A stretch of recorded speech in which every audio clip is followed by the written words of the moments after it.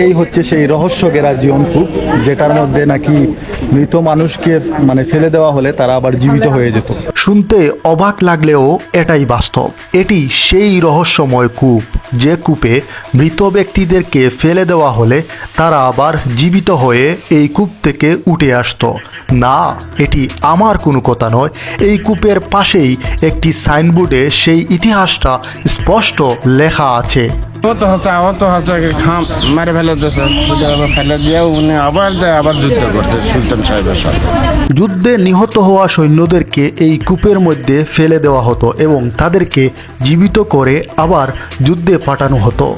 সেই সময়ের অত্যাচারী জাদু মন্ত্র জানা পরশুরাম রাজার এই ইতিহাস এবং তার এই ধ্বংস হয়ে যাওয়া রাজপ্রাসাদ, যেটি বর্তমানে বগুড়া জেলার একটি অন্যতম দর্শনীয় স্থান হয়ে উঠেছে।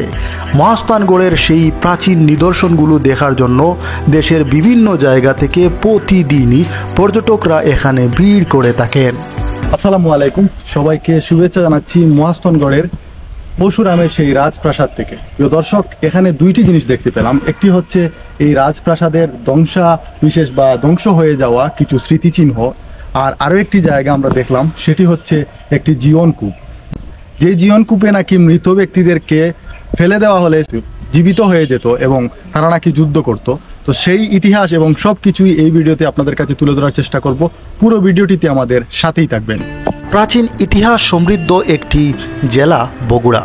বগুড়া জেলা শহর থেকে এই জীবনকূপের দূরত্ব প্রায় 10 কিলোমিটার। মহাস্থানগড়ে অবস্থিত সেই রহস্যময় কূপটি দেখতে আমরা বগুড়া শহর থেকে যাচ্ছি মহাস্থানগড়ে। বগুড়া ভ্রমণের প্রথম পর্বে আপনাদেরকে দেখিয়েছিলাম বগুড়ার অন্যতম বেহুলা লক্ষিন্দরের বাসরঘর। প্রিয় দর্শক, আজকে দ্বিতীয় পর্বে আপনাদেরকে আরও একটি রহস্যময় জায়গা দেখাবো। আরও অনেকগুলো ভিডিও বগুড়া ভ্রমণ নিয়ে আসছে, সেগুলো দেখার আমন্ত্রণ জানিয়ে শুরু করছি আজকের এই ভ্রমণ গল্পটি। বগুড়া জেলার যদি দর্শনীয় স্থান বা পর্যটন কেন্দ্রের কথা বলেন, তাহলে কিন্তু সবগুলোই মহাস্থানগড় কেন্দ্রিক। মহাস্থানগড়ের এই আশেপাশেই কিন্তু সবগুলো দর্শনীয় স্থান, মাজার, পর্যটন কেন্দ্র সব কিছু। আর এখানে এসে আসলে মানুষের আগমনে বুঝতে পারলাম যে আসলে বগুড়ার সবচাইতে মেইন পর্যটন আকর্ষণ কিন্তু এই জায়গাতে। তো আজকে শুক্রবার, অনেক মানুষ কিন্তু এখানে এসেছেন। এত মানুষের আগমনে আসলে বুঝতে পারলাম যে আসলে বগুড়ার একটি ঐতিহাসিক প্রাচীন নিদর্শন কেন্দ্র হচ্ছে এই স্থান মহাস্থান। প্রিয় দর্শক, ধ্বংস হয়ে যাওয়া এই যে আপনারা দেখতে পাচ্ছেন একটি শহর বা একটি রাজ্য, এই জায়গাটা আসলে কি? বলা হয়ে থাকে পরশুরামের প্রাসাদ। ঐতিহাসিক মহাস্থানগড়ের সীমানার প্রাচীন বেষ্টনীর ভিতরে যেসব প্রাচীন সভ্যতার নিদর্শন আবিষ্কৃত হয়েছে, তার মধ্যে অন্যতম পরশুরামের প্রাসাদ। স্থানীয়ভাবে এটি তথাকথিত হিন্দু পরশুরামের প্যালেস হিসেবে অধিক পরিচিত। ধ্বংস হয়ে যাওয়া 100 বছর পুরনো এই প্রাসাদের প্রত্যেকটি ইট পাথরের গায়ে আছে অনেক ইতিহাস।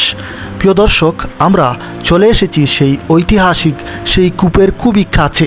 রহস্যময় এই কূপকে কেন্দ্র করে লোকমুখে প্রচলিত অনেক কথাই কিন্তু আছে। অনেকেই কিন্তু এই কূপ সম্পর্কে জানা আছে, যারা স্থানীয় যারা আছেন, আপনারা হয়তো এই কূপ সম্পর্কে এখন জানতে পারবেন। ইতিহাসের সেই রহস্যময় এই কূপটি কিভাবে এখানে আসলো, কে তৈরি করলো এবং এই কূপে আসলে কি হয়, সব কিছুই আজ আমরা জানার চেষ্টা করব এই ভিডিওতে। প্রিয় দর্শক, এই সেই রহস্যময় সেই কূপ, যে কূপে মৃত ব্যক্তিদেরকে ফেলে দেওয়া হলে তারা নাকি জীবিত হয়ে যেত। এটি হচ্ছে সেই রহস্যময় কূপ।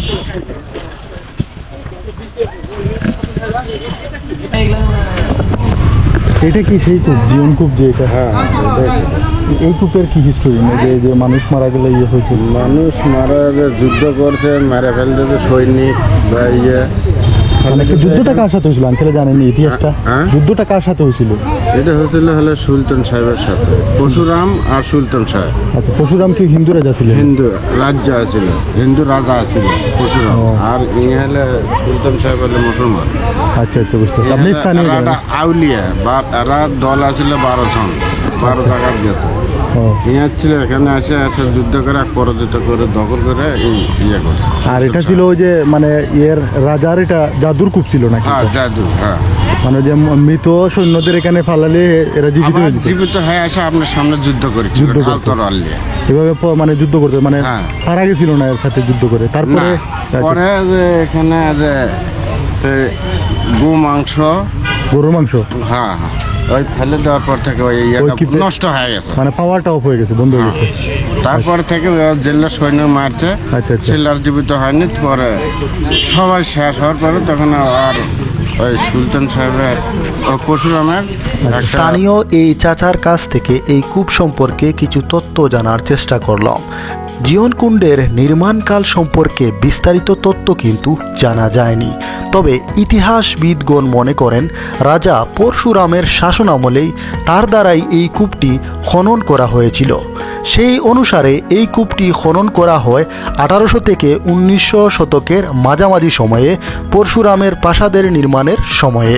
প্রিয় দর্শক, আপনারা দেখতে পাচ্ছেন এই কূপটি, এবং যা এই কূপ সম্পর্কে যা জানা গেল যে পরশুরাম আল্লাহর অলির সাথে যুদ্ধে পরাজিত হওয়ার, যার সৈন্যগুলো মারা যাচ্ছিল এবং সে বুঝতে পারছিল যে সে পরাজিত হবে, তখন জাদু মন্ত্রের মাধ্যমে এই কূপের মধ্যে কিন্তু তার মৃত সৈন্যগুলিকে ফেলে দিয়ে জীবিত করত, এবং তারপর আল্লাহর অলি এক টুকরো গরুর গুস্ত এই কূপের মধ্যে ফেলে দেন, এবং যার কারণে এই কূপের পাওয়ার নষ্ট হয়ে যায় বা শক্তি নষ্ট হয়ে যায়।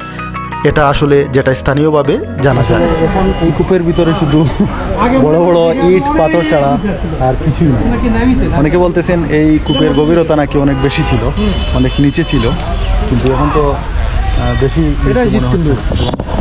কয়েকটি সিঁড়িও দেখা যাচ্ছে, এই যে সিঁড়ি, এই সিঁড়িগুলো দিয়েই নাকি মৃত ব্যক্তিরা উপরে উঠে আসতো।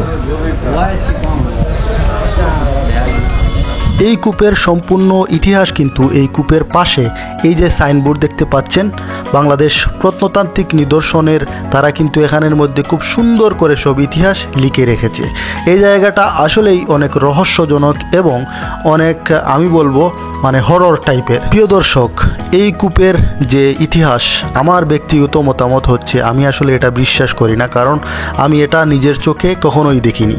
জন্ম মৃত্যু একমাত্র আল্লাহ রব্বুল আলামিনের হাতেই, এবং মানুষ মরে যাওয়ার পর আবার জীবিত হতে পারবে শুধুমাত্র তার ইশারায়। তো প্রিয় দর্শক, পরশুরামের সেই জীবনকূপ আমরা দেখলাম। এখন আমরা দেখব তার যে রাজপ্রাসাদ, সেই রাজপ্রাসাদের ধ্বংসাবশেষ এখনও কিন্তু আছে। সেই ধ্বংস হয়ে যাওয়া সেই রাজপ্রাসাদের কিছু স্মৃতিচিহ্ন আমরা এখন দেখব। বগুড়ার মহাস্থানগড়ে প্রত্নতান্ত্রিক অধিদপ্তর প্রায় 3 বার খনন কাজ করে, এবং তার পরবর্তীতে বিভিন্ন জায়গায় আসলে এই যে প্রাচীন ধ্বংস হয়ে যাওয়া রাজপ্রাসাদ, এইগুলো আসলে উদ্ধার হয়। আর এই যে স্থানটি আপনারা দেখতে পাচ্ছেন, এটিকে পরশুরামের প্যালেস হিসেবে সবার কাছে পরিচিত, বা এটা হচ্ছে পরশুরামের রাজপ্রাসাদ। দেখতে পাচ্ছেন ইতিহাসের সেই পরশুরামের অত্যাচারী রাজা, তার রাজপ্রাসাদ এটি। প্রিয় দর্শক, এই হচ্ছে এক সময়ের প্রতাপশালী রাজা পরশুরামের সেই রাজপ্রাসাদ, যেটি এখন প্রায় ধ্বংস হয়ে গেছে, কিন্তু স্মৃতি হয়ে দাঁড়িয়ে আছে। এই যে ইট পাথর সব কিছু, ধারণা করা হয় প্রায় 350 থেকে 400 বছর পুরনো হচ্ছে এই যে নগরী বা এই মহাস্থানগড় বা এই যে রাজপ্রাসাদ, এই রাজার আমল প্রায় 350 থেকে 400 বছর। প্রিয় দর্শক, আসলে এই ভিডিওতে আপনাদের কাছে শুধুমাত্র এই কূপ এবং ধ্বংস হয়ে যাওয়া পরশুরামের প্লেসের কিছু ধ্বংসাবশেষ তুলে ধরার চেষ্টা করেছি, এবং সামান্য কিছু ইতিহাসও আপনাদের সাথে শেয়ার করার চেষ্টা করেছি। আশা করছি আজকের এই ভিডিওটি আপনাদের ভালো লাগছে, এবং সেই কূপ সম্পর্কে যদি আপনাদের কাছে কোনো গুরুত্বপূর্ণ তথ্য থাকে বা কোনো ইনফরমেশন থাকে, অবশ্যই সেটা আমাদেরকে কমেন্ট করে জানাতে ভুলবেন না। সবাই ভালো থাকুন, আজকের মতো বিদায় নিচ্ছি। দেখা হবে আবারও বগুড়ার নতুন কোনো ভিডিওতে, নতুন কোনো জায়গায়। সেই পর্যন্ত আল্লাহ হাফেজ।